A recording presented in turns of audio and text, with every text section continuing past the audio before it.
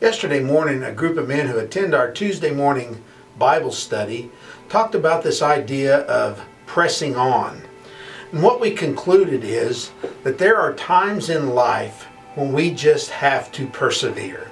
We just have to press on and move ahead and move forward. You know, all of us at times will fall, we'll make mistakes, we'll make missteps, or in some way we're going to do something that we didn't intend to do or live in a way that we didn't want to live. But here is something that you can take to the bank as true. Just because you fall, it doesn't mean you failed. Failure only comes into play when you don't get back up and you don't press on and you move on and learn from the experience. My son Kevin recently picked up the hobby of skiing, and he told me that the very first time he went, he fell a lot. But each time he had to get back up. Go down the hill, fall some more, get back up, go down the hill, fall some more. It wasn't that he wanted to fall, it's just it was part of the learning process for skiing.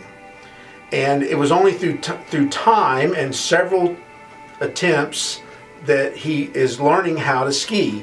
And it's not much different with our spiritual lives. There will be times when you fall. My encouragement to you is that when you do, just get up and move on. Persevere through the tough times, and I promise you, God will reward you. Jesus told Peter that Satan had desired to sift him, that he had prayed for Peter that that his faith would not fail. You see, ultimately, Peter fell. He denied Christ, just as Christ predicted that he would.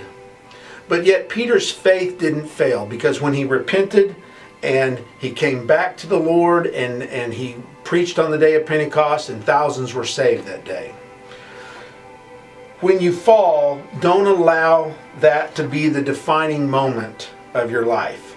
Keep your faith and move on. And I want to leave you with these words that Paul told the Philippians.